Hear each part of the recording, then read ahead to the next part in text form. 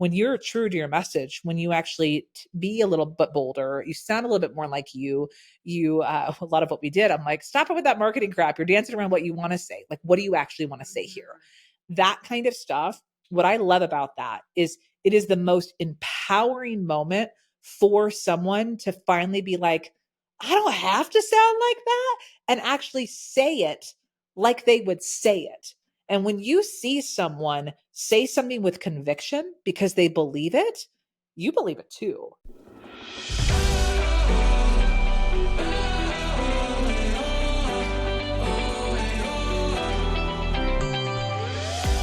This is the podcast for the entrepreneur who wants to make a big impact, who doesn't shy away from hard work, but also wants to enjoy life along the way.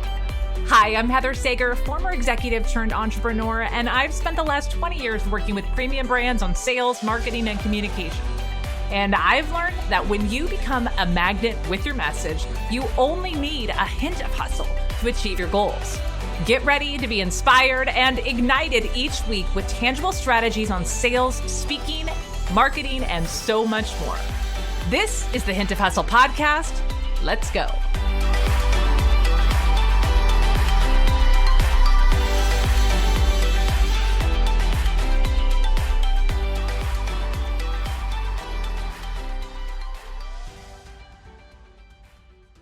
Welcome back to the Hint of Hustle podcast. Obviously, I am not Heather, but I am sitting here with her, and we have just wrapped the 3-day event, the Signature Talk Accelerator. And hi, I'm Krystal Proffitt. I'm here to interview her and share all the behind the scenes. So, Heather, how are you feeling right now? I'm waiting for you to say, Heather, welcome to your show. Yes, exactly. Okay, so just set the scene. For our audio listeners, Krystal and I are sitting very close to each other and gazing longingly in each other's eyes. So at the current moment, I'm feeling kind of silly. And after 3 days, you have every right for that. And we also have one microphone that we're going to pass between us. So I can't talk at the same time as her. So we're really going to put Heather on mute today.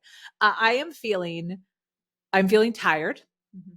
I'm feeling tired, and I'm feeling also this is going to be a weird word, but calm. We just recap the accelerator at the end. I did my favorite little activity where I ask everybody about what was their experience, what was their highlight, how are they feeling? And it was so cool to have everyone share, one, how proud they were themselves, but two, how much they love the other people in the room. And I just had a moment of like, damn, I'm good at this shit. I attract the best people. And it's just when you are doing the thing that you're meant to do, like, I know it'll hit in later, but I'm not tired at all right now. I just feel so great. Oh my gosh. And I as someone, so behind the scenes, and we're absolutely going to get into the behind the scenes because I know people that are listening are speaking on stages. They want to speak on stages. They want to do events. We're going to get into behind the scenes of it. But as just someone that was able to watch you. So if you haven't heard Heather talk about it, I flew to Bend to be here in person. And it's been so incredible to not only watch you in your element, but to really see the energy and the fact that, y'all, it's not a show. If you didn't know this, it's not a show with Heather of hey, I'm going to fake it till I make it. You're whole assing it, as you like to say. And it was just so much fun. So it was a masterclass in a live event, and it was just so much fun. So I don't know if you have anything else to follow up on that. It's okay. So here's the hilarious thing, y'all. We booked an Airbnb for this situation after I somehow swindled Krystal into spending her vacation from Texas to come hang out. You know what is hilarious? Krystal, you and I have you know this. I'm just bringing everyone in. We've never met in person. Mm-hmm. We've been friends now for 4 years. Yeah. Talk on Voxer all the time. We survived the pandemic together with her friend Mel.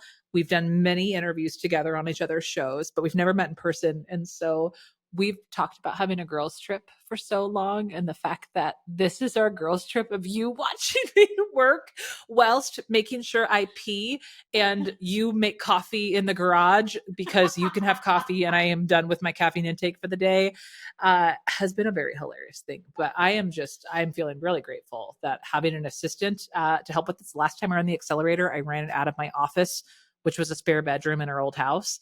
And it was a lot to handle for one person. I still can't believe that happened, but it's been really, really fun. I'm excited to share more of the behind the scenes of what the hell just happened over these 3 days. Well, and so let's just stay on that for a second, because you decided to do an Airbnb. Once you knew that I was coming, you're like, okay, let's see, what it could look like at a location that was different from you. But talk about some of the challenges that you faced, because I know you shared your internet isn't like always the best. Is there any other things that someone should consider about this? Because one thing, I mean, we could talk about James, your husband, was like calling you frantically. I think it was like 30, 45 minutes before we started today, the last day. And what happened? Like, unfold that. Okay. So this morning I get a phone call from my husband. He's taking the kids to school and he's freaking out. He's worried about us because the power went out at our house in North Bend, and he arrived to the school to drop the kids off, and the school's power was out. And so he's thinking, oh my gosh, not the last day. I hope not you. Thank goodness. Our part of Bend, we were in Midtown or Old Town. I don't know. I'm still learning. I just moved here. I don't know all the cool hip neighborhoods, but we're in a cool neighborhood right now. But no, we were fine. But y'all, working from home also, when I'm tired, I turn into Krystal and say, y'all. I said, y'all, 73 times in the final session today. That is my tell. When my brain is fried, I will just go to these clutch phrases. Side note, y'all do that too. There's another y'all. Y'all do that. We have this thing where when we get into what I'm going to call lazy or tired speak, we default back to crutch words. So evidently I am part Texan. But when we moved to Bend, we're renting a house. I've talked about this on the show before, in little farm country. So in North Bend, we have like 2.5 acres. We have like a septic tank, which I learned what a septic tank is. Like we're outside of the city. We have internet, right? And we're renting our house. People rent it from. I was very specific around, I run a lot of Zoom meetings. I do a lot of video. I have a lot of bandwidth. How's the internet? And they're like, it's great. Like what's so awesome, Kristen, who owns the house, she actually is in this online coaching space. So it was so fun. We were like, oh my gosh, another human being that does similar things. So she did Zoom meetings and podcasts and never had an issue. Well, for some reason, I have issues. We moved in the house, and the first week, the internet company turned off our internet, and I was trying to show up on calls and couldn't. And then when we finally got internet, it crapped out all the time. Part of it was probably because everybody was home for summer. But I had to start rethinking things. And it was never a problem I faced before, because back in Portland, I had business internet running into our house with really high upload and download speeds, which I didn't even know there was a difference until I learned about internet needs as an online marketer. But it's been very stressful this summer of needing to show up for client calls or guest trainings. Hell, my internet almost crapped out when I did I was on the panel for Amy Porterfield's membership a couple months ago. I was so terrified.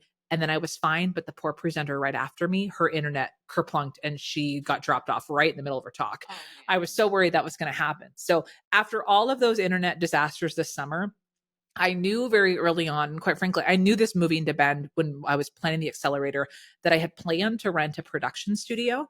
Like, I want this to be high quality, not just to look good, but I want the video stuff to be great. I would like to have a video team because I want to repurpose these and use these beyond just the replays. I'm looking at how can I create this as a piece of content that people can consume a lot more on their own and not just in the live experience. So I knew it was going to be an investment, but once we went through the launch, everything shook out with the numbers. It just didn't make sense to hire like a big team for it. So when you said you'd come, I'm like, perfect. You are the team. You will be the producer and the camera lady and the audio person and help me learn how to use Ecamm. And I should probably buy a nicer microphone. And I had a wish list, as you know, that grew. But it just all started with, I needed more reliable internet. So I was going to rent a room at my co-working space I've started using. And when you said you'd come, you needed a place to sleep. And I didn't want to make that be my kids on my couch or my kids pull out bed. So Airbnb sounded like a great idea. It was just kind of a crapshoot of hope that the internet was going to work. Well, and like you brought up like so many pieces, because I know your listeners, they are dealing with, lawn care services or dogs barking or all the things. So I love that you can humanize like the struggle is real when it comes to producing content and actually doing things. And I'm so glad you brought up, like memberships and summits and speaking in all these like really big stages, because I know that your people are going after these really big stages. And so we just want to normalize like this happens to everybody. So you are real. You are totally normal if you've experienced any of these things. But I want to switch gears and talk about, what you did in the Signature Talk Accelerator, this event, because there's going to be people listening that are like, well, what is that? How do I learn more about it? Because I took your program, Speak Up to Level Up, in 2019, 2020. It's been a few years now. And like, surprise, I'm one of Heather's success stories. If you haven't heard this story before, I'm going to brag a little bit because it's braggadocious on both of us. But I've been able to speak on stages and do some really awesome things with the material that you teach. But I'm curious, having seen what you've done and, you put on this virtual event, were you teaching this for the very first time in this capacity? Was it different? Did you tweak things? Because I know your audience wants to know all the things. So it's so funny that we all think we are recreating the wheel and doing new things.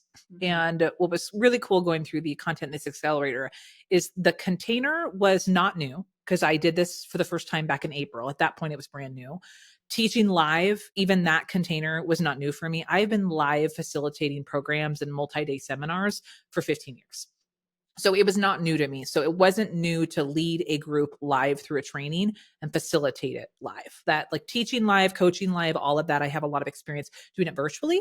That was a new thing. To hold space in a Zoom room for 3 days, which spoiler, I hadn't shared this publicly, but the last time I ran the accelerator, I was 6 weeks pregnant. And I ran the accelerator, high energy. And then literally 3 days later, I started getting horrible morning sickness. I was just so freaking grateful that that wasn't the case. Now, running it at the end of my pregnancy, very new set of challenges. But the container wasn't new. The content wasn't new. But what I find is the more that I teach this, the more that I solidify exactly what is a priority that gets people, one, into action, and two, gets them to do something with like to completion. Mm-hmm. So for example, and I think a lot of people struggle with this, is when you have a lot of ideas and a lot of experience, you have a lot you can teach people. And there's a lot of information that you want to share. And what I've gotten really good at over the years is really understanding the difference between just teaching to share knowledge and teaching to drive action. And that's part of what I actually taught this group how to do, is how to make that shift. But I'm always thinking about is, okay, with this piece of content that I'm teaching, how is that going to move them forward? Not just cram their brain with, ooh, that's nice. That's great. I know more. I'm so glad I have all this random knowledge, or even if it's strategic knowledge. So one of the things that I did really intentionally on this specific group is I did not have worksheets. I did not have resources. I had 2 Google Docs, and they were very beautiful. I worked hard on those, and then also found a lot of typos live in the moment. This is what happens sometimes, people. But these Google Docs were active working documents that when I would teach, we would then pause for them to complete the next milestone. And it all built upon each other. What was wild to me was watching this group, and I'm sure those who are in the room would attest to this. It was 3 days. 6 sessions over 3 days. We did morning and afternoon. And the whole first half of the training, there were a lot of activities. There were a lot of like assignments on one of these Google Docs, but they still had the question of, okay, but I don't actually have anything structured in a talk. It was like when you're cooking and you get really excited around the holidays and you pull everything out of the pantry and the fridge and you get ready to make cookies. But then you have that oh crap moment and realize that you don't have any butter. And then you have everything out on the counter and you're like, what the hell am I going to do with this shit? Or you don't know how to cook and you think you're going to learn how to cook by impressing someone. So you pull out a Julia Child book, start pulling all these ingredients and you still don't know what the hell you're going to do with them. That's how they fell at the midway point. I knew how it was all to come together, but that was the point of the facilitator that I really had to go, all right, do they believe that they're actually going to make this happen? The whole promise was they would have their talk outline done in 3 days. That's a big ask. So what was different about this time is I was really, really clear. I had stripped some content back that I had previously taught. I added in a few things that I hadn't taught live, all with the intention of making sure the deliverable at the end, they had their talk done. And last time we didn't finish it. They didn't have their outline done. We almost got it done, but they had to have a little follow-up training to do it.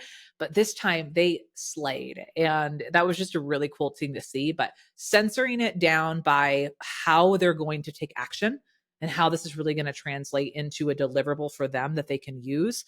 That's really been a shift in my training over the last few years. And it's been pretty cool to see. Yeah. Oh my gosh. And I feel so just blessed to watch the breakthroughs that people had. There were, so much laughter, so many tears, like so much like, oh, Heather, I want you to give me the tough love, but be gentle and don't be too hard. It was like, I could see it on their faces, because if you're not, if you've never joined, you've never been part of one of Heather's programs, or you've never been part of a cohort like this, where it's direct coaching. Like, it's like, raise your hand. You got a question, raise your hand. We're not playing this like, oh, just let's give you fluffy ideas. You said, what's your problem? Let's talk it through. Let's actually make it happen. And as someone that's spoken on so many stages and having tough love coach from Heather, I know that you can't just think about things or just write it all out. You actually have to speak it. You actually have to say your ideas out loud, get the ideas out of your head and say them in front of people to actually make it work. So if you had to sum up in like a single sentence to describe how you're feeling about this cohort, what would you say? I don't do anything in a sentence, Krystal. This is why I'm terrible at reels or any kind of short form marketing. I have a podcast because I'm a long form. I can't even get clips out of this damn thing because there's just so much to say. This cohort, bold. Mm-hmm. Bold and brave. Usually in my sessions, so I love to freak people out and just give them a little spice of what's coming. So I adopted the coaching name. I did not name myself. Oh, side note. Okay. I like to create nicknames for people, and I've been known to create nicknames for myself.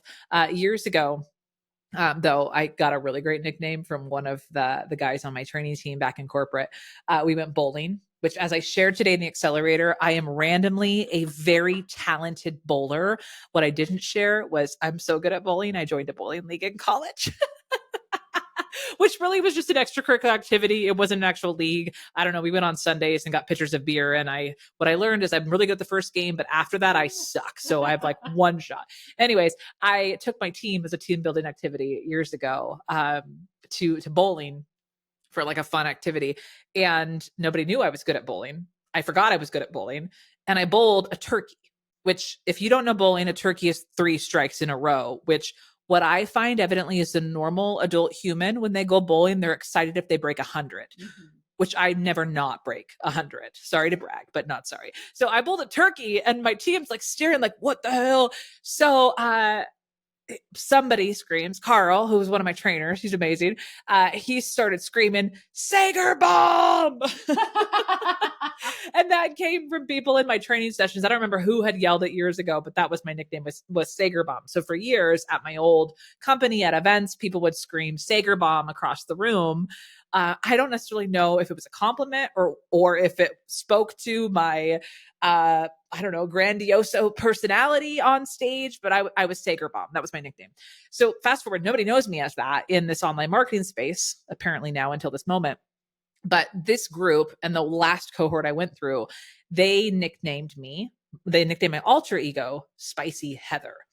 And that was hilarious because I'm like, oh, but what's funny is they like it. Y'all, I've been Spicy Heather on you on the podcast before. I can't not push. When I see that somebody has a big goal and wants to go further, but they're not seeing like what they need to do differently, or they're not hearing the tough love they need to hear. I know they would do that for their clients, but they're not getting it themselves, I will be the person to say the thing. I will be the person to tell you you have broccoli in your teeth. Yeah. I will be the person to tell you you have a booger hanging out of your nose. I will do it with love. Like all those things, I will be that person because I want people to be successful. And I surround myself with amazing people. So that was a really, really long way to answer your question of how would I sum up this cohort. This group, they embraced the spicy coaching. They actually asked for it. I've never had a group where I haven't had to call on people. I was warn them on day one. I tell them, look, everyone's going to participate. Either you raise your hand or I will find you. I have a tracker and an attendance sheet like I'm an 11th grade math teacher. I am here. I am keeping track of who speaks and who doesn't. And so what's hilarious is by the end of the second morning, people are raising their hand going, okay, I haven't spoken yet. Like I know she's going to call on me. I did not have to call on anyone. Every person in this group volunteered every time I asked, and they showed up with big questions that they knew I was going to push them on.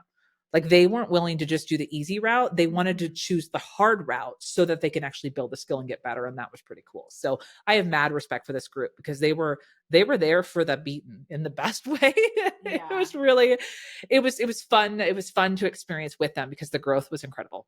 Yeah. And I mean, like I said, I got to witness so many just breakthrough moments and aha moments and people saying like, oh, this makes sense now, whether it was happening in order or out of order. Like I thought that was so beautiful about the way that you taught. Cause like you said, you knew the journey that you were taking them on and I feel like if I had to sum up how you were as a coach and as a facilitator in doing this is you had so much belief in them. Like you were believing in them when they weren't believing in themselves. Like you knew, like you have this in you. You have that. You may not see it right now, or you may not be able to articulate exactly how it's going to come out of you, but I see this in you and I know that you're going to make it happen. So I'm curious from the standpoint of, teaching this content and having different variations, like different formats of how you've taught, whether it's from a stage or it's on the podcast or it's in a cohort. What is the thing that really fires you up to know that this was a 3-day event? Like, how did you kind of take care of yourself to make that happen? Like amp up yourself or get ready, prepare. I saw how many, you had 200, how many slides did you have? You had so much information that you taught. Like, I'm blown away in how much you prepared for this. So I'm curious, what are your thoughts on that? First of all, there are 280 slides, but let me just say that with a disclaimer. In Canva doesn't have animations, and I'm very big at orchestrating concepts. So many of those slides were duplications to unpack frameworks. I had 5 million frameworks to help people understand and put things into action. And it also included the kickoff training. So I keep all of my slides related to the Signature Talk Accelerator in one cohesive deck. And that's why if I need to jump around or if I need to revisit something, instead of looking for all these different files, I don't have like module 1 separate from module 2. I have one freaking deck. Some people that might give you anxiety, but it's just how my brain works for sure. So this question around energy, it's always fascinating to me because I have always had a lot of energy surrounding live events. So side note for y'all, while listening to the podcast, we have an incredible interview with my friend Ann Emery, who is also pregnant. Well, now she's not anymore because she just gave birth to her twin babies. But we did an episode around maintaining energy, specifically around pregnancy. But it was also, it holds true around all of my experience with live events. So that's a great one to go back and listen to. But for me, it's how I'm wired. Live events energize me.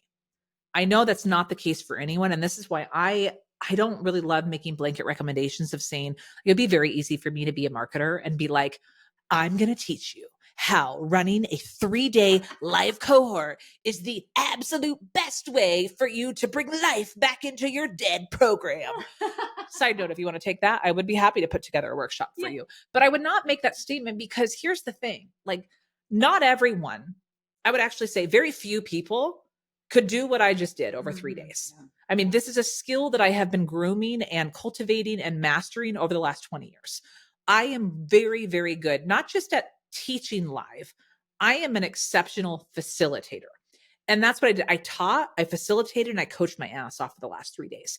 And that is a unique skill. It's a skill that I have acquired and I've perfected over the last 20 years. And I continually still refine. I'm still taking classes and learning different ways to do things more effectively. As I just said, I just changed up some things because of that. But where was I going with this? Privacy brain. Where was I going with this? Oh, but no, the teaching stuff. What were we talking about? We were talking about facilitating and how you prepared for this. Oh, okay. That's where we're going now. This is where we're getting the 6:00 p.m. brain after a 3-day accelerator. Is my brain is decelerating. So preparing. Okay. So what's fascinating with this is I prepared a lot, but I would tell you, I prepared a lot for the last 4 years to make this week light and easy. So for me, yes, I prepared. I went through the decks. I'm not even going to sugarcoat it. I was up every night before the next day, running through the decks, thinking through my stories, perfecting those pieces. Now, in a perfect world, I would have done that work weeks ago, but this is not a perfect world. I am very, very pregnant. I have 2 boys that just started a brand new school on a very different schedule. I had internet crappage out all summer, so we got really behind on work. We just had a very big launch with a lot of components. It's just the stars don't always align in the perfect plan. So I think we're probably going to talk about this. I'm always thinking about there's the ideal plan, and then there's the backup plan, and then there's 17 backup plans to the backup plan to the backup plan. So I went into this knowing a month ago, I already knew what all the curriculum would be. I had already worked with my friend Emily, who's been on the show. Y'all have known she was my business partner at the Speaker Co. She creates presentations. She helped me. I had her go through and help me put together the structure of my facilitator guide based off what I did in the last accelerator. So I hired out the tell me exactly what I did when I did it, like what those little pieces. So I had already had the wireframe of the types of activities I wanted to run and just the pacing. And so I had that to work through. So I already knew what all the content was because I had done it before, but I also had a list of slight changes I wanted to make, but I hadn't made them yet. So preparation was obviously getting ready for the week. There was a lot of tech stuff. There's a lot of communication that has to happen when you're hosting 30 people in time zones all over the world with pre-work, homework, different calendars, all these things. So preparation wise, I prioritized making sure my team was ready, making sure the people were prepped and ready. But in terms of me being ready, I knew that I could handle my final prep in the 11th hour because I know it so well. So for me, it was more about getting in the zone and getting present to, okay, what's the story that needs to come out of me tomorrow? And let me read through one other thing I'll just share real quick is one thing that I do on my team on these kind of events is we run daily surveys for our events. So I pre-survey all of my attendees and ask them very intentional questions. So I can get to know their learning style. I get to know where they're at in relation to the topic. I get to know some of their psychology. They might not realize that's what I'm doing, but I find out more about my audience. And I used to do this back in the day with all of my corporate trainings. I would read over the attendee list. I would read over their business stats and I'd find out more about them. And then I would get present to, okay, what does this group need from me? Where do I need to lean a little bit more because of what they said in these questions? Where do I can skip over a little bit? And so that's what I did every night before I was up very late. I was looking over those survey results. I was looking over the list. I was looking over their comments and questions that were coming up. And then I was recalibrating. All right, what am I going to bring to the energy on the second day? And honestly, I haven't been tired at all, even with the nights I didn't have much sleep, even with me not being able to drink a lot of coffee. I'd be able to show up, but that's because it's a muscle that I've trained over the years that I can show up live and do that. This was not my first rodeo. Yeehaw, y'all. Really hit the Texas for you. So I never would I recommend that to someone else, but it worked for me. And I know that about myself. So that's how I kept my energy up, as I just aligned to what I know works for me. And I anticipated, yeah, sure, an ideal, it would have been done, but I know what my backup plans are. And I knew what my like, oh crap, I'm in trouble moment would be. I never allowed myself to get to that point where I was so like, oh crap, I can't handle this, or I'm so late, I can't prepare, even when it's right before session starts. And I love that, you lay out so much of the practical tips, like, and you do have so much experience doing this that it is a muscle. It's second nature. You could literally do it in your sleep. Like, who knows, maybe you were asleep the last, like 5 hours of this and you're just like running on autopilot, Sager sleeping, like that. We should come up with another, I love the metaphors and all the stories that you tell, because the alliteration is very on point. But I'm sitting here thinking about what I witnessed you do in real time. And it was, I want you to talk a little bit about a method, because I know it's not really a method, but I want you to talk about, your stuff so well. And that there's these key places where you can really unlock something for your audience. You're like, I need to tell a story. This is what I'm thinking about. But in the 11th hour, you were literally, okay, if y'all don't know this, like before she got started on day one, she was like in the bathroom doing her makeup, putting everything on. And she said, oh my God, I've got it. I got this story. Like, where's my paper? Where's this? And I was like, what is happening? I don't know. I didn't understand exactly what was going on. I thought she was freaking out about something. So can you walk us through that? I thought we were going to talk about the tech disaster on day one. So I guess we'll get there. Okay. So I have to say this carefully, because I've said so many times, don't be a winging it Wanda. Don't come up with shit in the 11th hour and test it on your audience. Don't be trying to create your tack the night before. And here I am, do as I say, not as I do. And so here's the thing. You have to earn the right to 11th hour prep. You have to earn the right to tell stories on the fly. And what I mean by that is you have to earn the respect of your audience and the trust of your audience, the trust in yourself, that when you do that, you will have the same level of impact. Because the challenge I always give people is, look, when you lack of preparation shows disrespect for your audience. It's because if you don't have preparation, if you don't have your message more intentional, if you haven't put thought into it, quite frankly, what's going to fly out of your mouth is going to be what you think is cool, but it's not really going to put them in the priority seat. And because I've delivered so many trainings, I mean, I was on the road every week in my corporate job, delivering trainings to different types of groups. I was constantly training. So I constantly needed to have fresh stories. And otherwise I would have gone crazy. I had to get really good at on the fly, taking a story and making it practically relevant to any teaching topic. I developed this skill. I now call it my ABC method for storytelling that I teach my clients. I have this really specific skill that I can connect any story to pretty much any teaching point. So what I do is I have a set of skills that allow me to seemingly be off the cuff, to seemingly be prepping 11th hour, to seemingly being scatterbrained, putting on my fake eyelashes in the bathroom, running around for a Sharpie.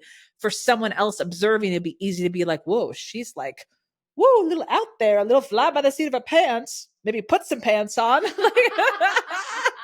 I think I did have pants on, but I'm pretty confident I had my shirt open and my belly out, which is, I needed to breathe. But so it's not 11th hour because the technical skill is there, but it's like adding in what the component is. So what happened for me on day one is, okay, you're all probably going to think I'm wild for this. I had all the content planned. All the content was planned, but I always save the message that I share in my opening for workshops like this the night before.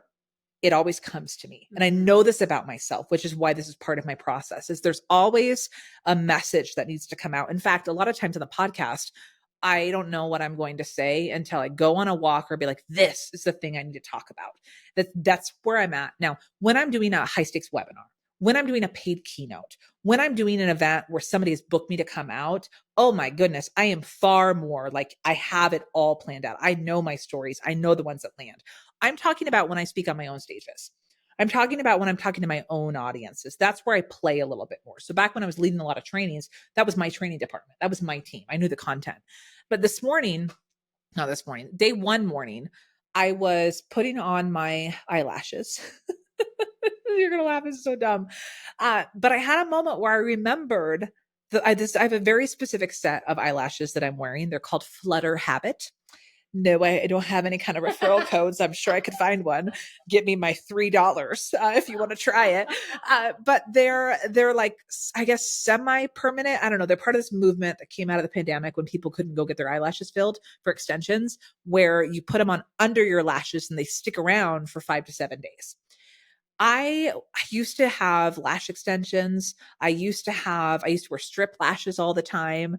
I love eyelashes. That is my thing. I think it just changes the structure of my face. It makes me feel confident. That is my one beauty thing that I instantly, like, I don't need a filter, just put on some eyelashes. I'll feel much better. So as I'm in the bathroom that morning, getting ready for day one, I had this moment. I was putting on this little piece of lash. I had this flashback of the first time I put on these specific lashes. My sister recommended them, and she was like, I was like, is it hard? Like, it seems weird to like have it next to your eyes. Is terrifying. I don't know. Somehow putting the strip lash on top of the eyelash was like a protective boundary that felt safe, but stabbing it right under felt very risky. And she's like, no. And my sister's not into makeup. So I'm like, well, shit, she can do it. I can figure this out. I mean, I did pageants, y'all. I was like a pro with eyelashes. So the first time I put on these eyelashes, I had this big idea, right? Content creator. I put a little like window sticky tripod. I bought one of those like tripods that stick to your window or a mirror. Put that in my bathroom. Sounds weird, but I did. Put it in there so that way I can do those like get ready with Heather lives. I'd always planned to do that and literally did it one time, I think. So I put it up there and I'm like, I'm going to do a video to show them, look at me. I bought these new eyelashes. This is a new thing. And I'll tie this into trying new things in your business and how it's probably going to be a little awkward. I'm probably going to make fun of myself and probably whatever. And there'll be this really great lesson that comes out of it. Right. So I turn on the recording and I get the glue on and I pull up the little eyelash to get in the first spot and I stab myself in the mother freaking eyeball with the glue gooped eyelash. And it did not go according to plan. And it was the worst burning sensation that I have ever felt in my entire life. And a stream of fuck bombs fell out of my mouth. And I'm on record. I was like talking for a moment, like introducing this concept. And then it was this moment where like it hit me and I'm like, am I going to handle this? And like, oh, that was sucky. And I couldn't help it. I was like, mother, just like a scream. It was so, and then I started crying and then I couldn't recover. And I don't know, like I was not looking at the camera or even caring about the camera anymore. The thing held the whole time. Yeah. It was a disaster. I poked myself in my eye, but then I recovered and I was like, I can do this. I can do this. Y'all, I couldn't do it. I couldn't do it at all because I was doing this thing where I would do it, but I couldn't get it to stick. Mm-hmm. And I started getting so frustrated. But in my brain, I'm like, I'm trying to do a video. I can't show that I'm frustrated. I'm trying to demonstrate that it's okay to do new things, but I'm fucking frustrated. And I was getting so mad. And this whole experience took me, I swear, 43 minutes. And I have the video. I will never be sharing the video. I have that as eventually I will like, when I'm ready, I need that wound to heal and we'll come back to it. Anyways, I'm in the bathroom, morning of day one, the Accelerator. And I just thought back of how funny it was, that first moment, and how I literally put these lashes on in 4 minutes. And it instantly, I'm always seeing the connections. I know my people come to the Accelerator. I knew what they were going to face. Here's the funny thing. Everybody tries to tell you their course is going to make things easy. They're going to make it simple. It's going to be so easy. Look at my formulas. You're going to have everything you need. And I'm really real with my clients. I'm going to work your brain. You're going to get real pissed at me because you're going to want this to be easy, but coming up with messaging and learning how to speak in a more dynamic way, I'm going to teach you tips and tactics, but you have to do the damn push-ups and you're going to hate it because you're going to sound like an idiot. You're going to question your own competence. You're going to be like, why am I even do this? I can't even make words happen. They get frustrated. But I know on the other side of that frustration, magic happens. And that pride of, holy shit, I did this and it sounded as good as I wanted it to, or even better. And then all the good stuff comes. But they have to break through that like muddy part. So standing in my bathroom, I'm like, damn eyelashes. I lived it. So my opening story became about my experience with my eyelashes. And I didn't even tell that part of the story I just shared with you. I actually talked about just my experience overall of being very comfortable with eyelashes and then getting frustrated when I tried a new way of doing eyelashes and sucked. But the whole purpose of it is I knew the direction I wanted to take it. I knew the shared experience I was about to have with my audience, and I knew it was all women in the group. So, I mean, eyelashes, it's easy to talk about something that we have a common bond on.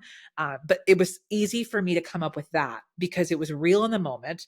I had just experienced it that morning. I had my own personal, like, oh, how cool it is to be good at something now, which is so stupid because it's eyelashes, right? But talking about something lighthearted and then connecting it to something that's going to be a little harder, that is a really good communication strategy to get buy-in, especially early on, because it makes it feel more lighthearted. And then we really had to reiterate that that would be happening a lot over the 3 days. Yeah. Yeah. And I mean, when you're talking about like the hard things, like I've been an athlete my whole life. And I can tell you that the coaches that I had where we won games, they weren't the nicest ones. Okay. They weren't the ones that were like, sure, you're doing great. Just keep going. They were the ones that like, oh, you thought that was good. Oh no, you have 10 more laps to go. Like you thought you were done. You got to get down. You got to do the burpees now. Like you're just as soon as you're getting tired, we have like 45 more minutes left. So I can tell you, like, as someone that has worked with Heather and seen all the things that you do, it is just so empowering that you don't just say, oh, it's going to be super hard and I'm just going to turn around and leave you. You're like, no, I'm here. I'm here for all the hard stuff because I'm the one that's going to push you, because it is uncomfortable when you get to that point where you're like, I want to stand out. I don't want to just be the next marketer that's giving the fluffy ideas. I want to get out of this box and the cookie cutter messages that everybody has. And you do such an incredible job of pushing people. You know that they have so much more to give. Yeah. So I'm just giving you compliments at this point of the day. So yeah. That makes me think of that. Something that's really interesting is I think a lot of times people have this really unique thing that they want to share with the world, but they have been taught or have learned that they need to put marketing buzz on it. And there's this trend, I'm sure you've noticed, anyone listening has noticed, everyone starts sounding a little bit the same. Oh yeah. Everyone's using the same buzzwords. Now everybody's talking about Chat GPT, like even the content gets morphed. And what happens is I think is you start early on with this idea of I have this experience or I have this story of something I want to share with people. But then the more you learn about what it takes to monetize your message or do something kind of online, what you start doing is you start packing up this like coding. I don't know another way phrase to say that, but like the shield around you, you start insulating it and you start thinking that you have to morph into someone different. You have to morph your language. You have to put your experience and training and all your ideas like into a container or into a box to make it work in the model. And what I think is beautiful is what people get stuck on is, yes, there are communication models that help you sell. There are more effective ways to sell your products and programs. Like, yes, those models and stuff exist, but at the heart of it is you can't dampen out the shit that you really want to say and the way that you could say it more authentically. It's that whole idea that people like from safety of not getting pushback or being talked about, people just kind of try to make it sound pretty. And part of what we did, and it's part of where the tough love comes in, is when you're true to your message, when you actually be a little bit bolder, you sound a little bit more like you, a lot of what we did, I'm like, stop it with that marketing crap. You're dancing around what you want to say. Like, what do you actually want to say here? That kind of stuff. What I love about that is it is the most empowering moment for someone to finally be like, I don't have to sound like that, and actually say it like they would say it. And when you see someone say something with conviction because they believe it, you believe it too. And so that was probably the coolest thing that I noticed is you could physically see it in the body language when you would shake someone, right? Give them that tough love piece. But when they would get so frustrated and just say it like they needed to say it. And it was like that right there. That is the message you need to share here in this section. So that's cool. So I think that's just the big takeaway is like, how often do we try to make stuff sound pretty or try to make it sound trendy? Screw that. Just sound like you. Yeah. Oh my gosh. Well, this has been incredible. And I am so inspired by everybody that was in the accelerator, all the stories that I heard. It was so awesome. But we have to wrap up with a story. We need a good blooper story, a good behind the scenes, something that you're just like, I still can't believe that happened and we pulled it off and we did it. So what is that for you? Well, I didn't pee my pants. Yes. That was a proud accomplishment. Fun fact, I told Krystal one of her primary jobs here was to remind me to pee. Here's a pregnancy symptom you didn't ask to know about. I can't tell when I have to pee. I just develop backaches. And so Krystal had to remind me literally every break, go pee. So that was the real behind the scenes, or me using a massage ball or a bouncy ball thing on breaks to try to like relieve my hips. So that was like the behind the scenes that people didn't see.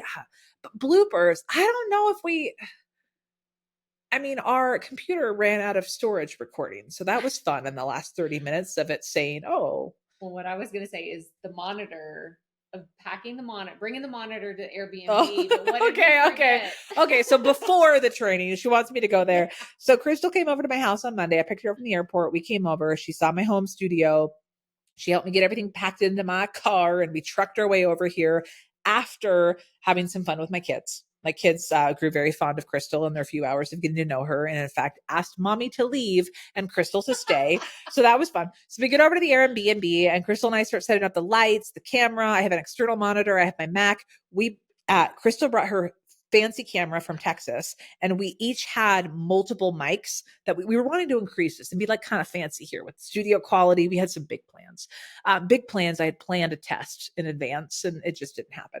So we get here. The first thing that happens is we set everything up, and this external monitor that I had was my monitor from back in Portland. And I haven't used it. It's just gone in the closet at our new place because the space that I'm in has a built-in monitor. So I haven't needed it.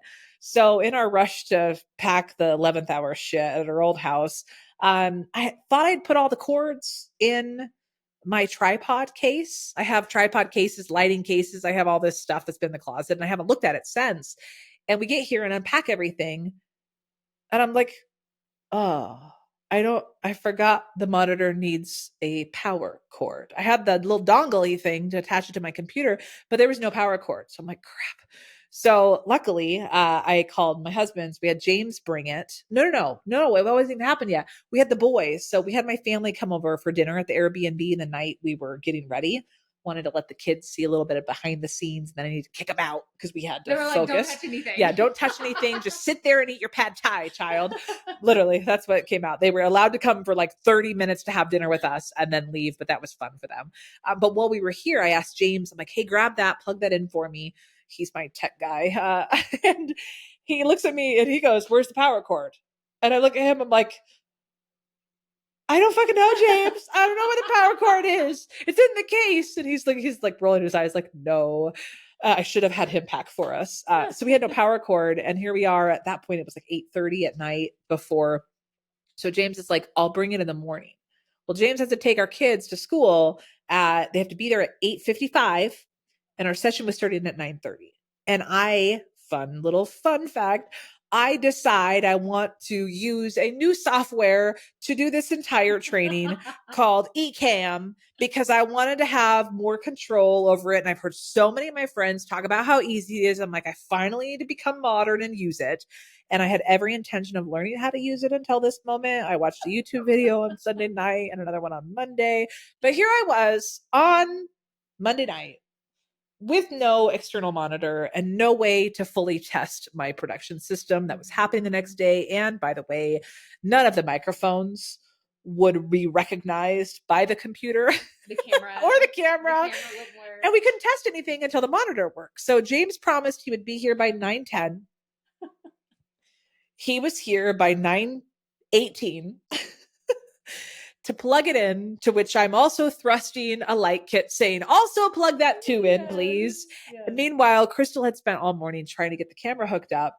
And I'm walking around doing my eyelashes. And she's like, I got this.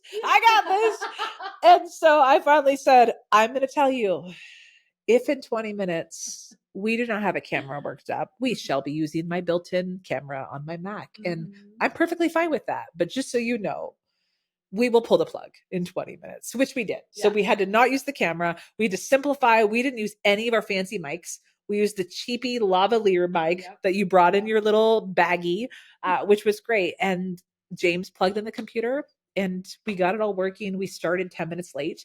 Everyone was very concerned because I was very stern of saying being on time or starting on time. And then I was late to the party. But that was the reality. But here's the funny part was I think old me would have been freaking out about that. But I was just like, chill. It was okay. Another day, another tech problem.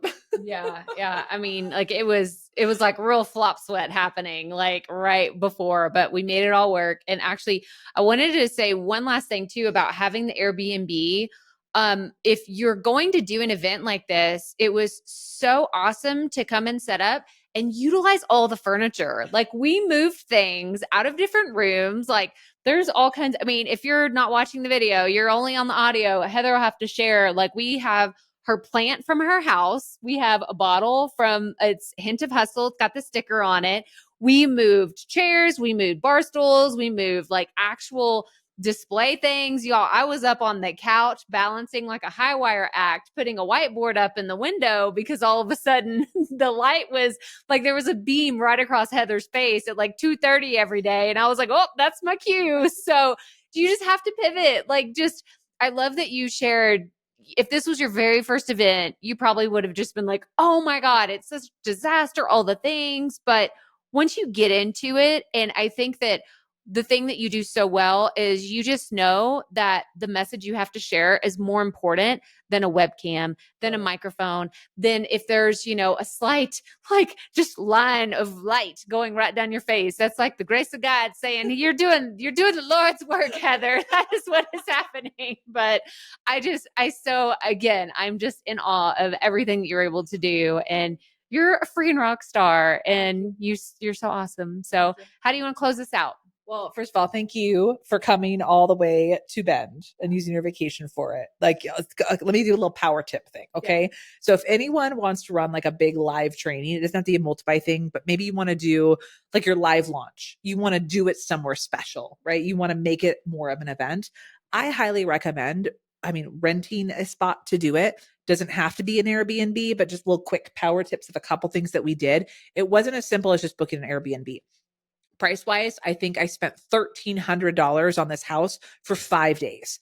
That in the grand scheme of thing, running a production studio would have been easy that for one afternoon. Yeah. So price-wise, it's affordable, but we did do our due diligence to make sure their internet was good. And we found out that the router was in the living room and we could hardwire into it. So just like little things like that don't be afraid of like, first of all, you don't have to be freaking fancy. We see a lot of these people rent these huge production studios and do these big things and you think you have to do it.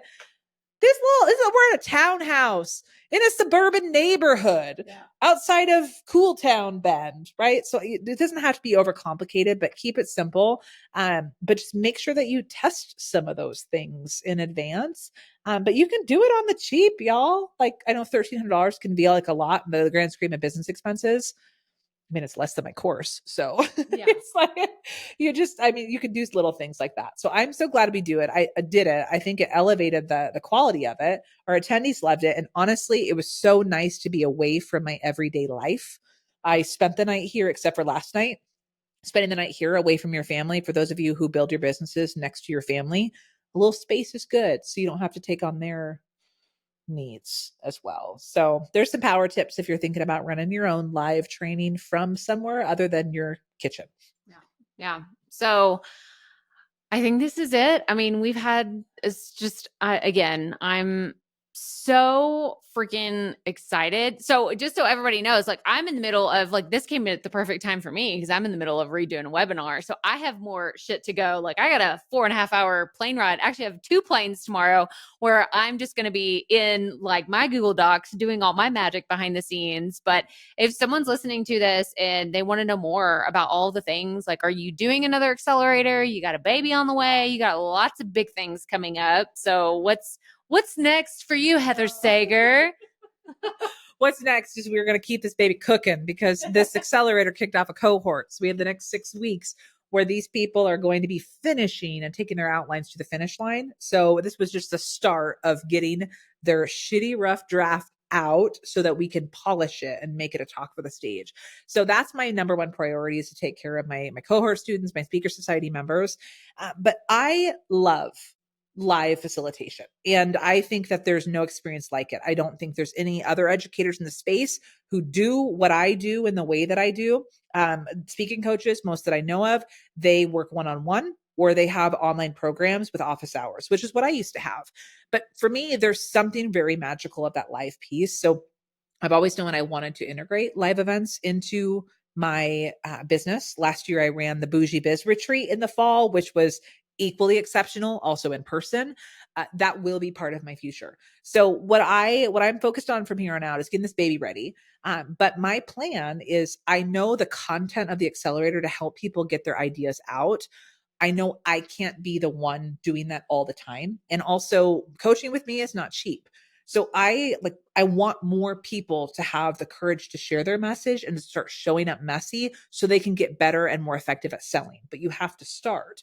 So part of what I'm working on right now is we're going to turn in the core curriculum of the accelerator into an on-demand course so that you can take it on your own time. You can access it when you have that, holy crap, they booked me moment, or I have a big opportunity. Was a lot of the frustration of my clients is when they book a big opportunity, who are they going to call? Well, Heather's coaching program isn't open. So what the hell am I going to do? So I want to make sure that I have resources available to have people help them build an effective talk on demand. But I also know that building it on demand without feedback, for many people, they're going to be like, I want more. So that's why I have the course is going to be coming out here this fall. That's one of the things I'm going to birth before this baby comes. And then I have my back-end membership. So the Speaker Society, we do this level of coaching every single month. I coach people on their message about their talk. I coach them on how to position themselves in their marketing, how to find more stages, how to get booked. And then I teach them how to monetize it, how to sell on the back end, how to be more effective on their webinars, how to get paid to speak as a professional. Those are things that we do every day.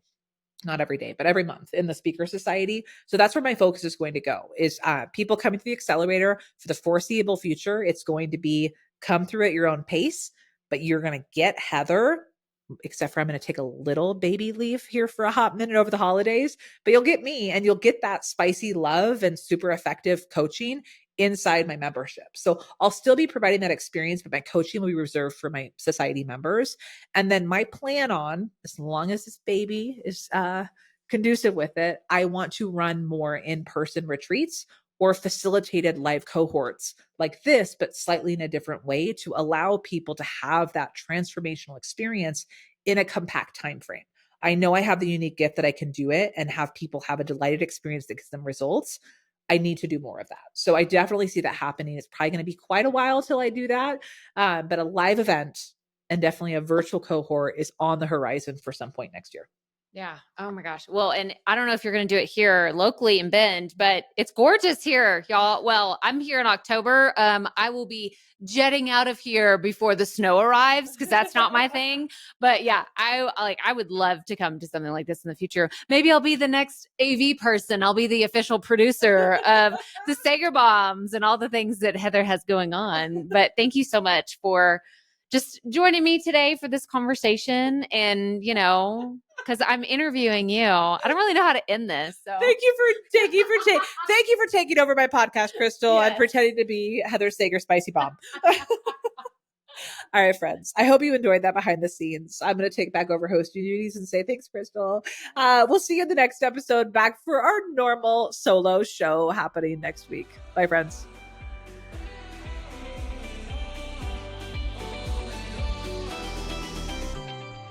Thanks for listening to another episode of the Hint of Hustle podcast. If you're in a season of hustle, consider this the permission slip you didn't need to take a beat.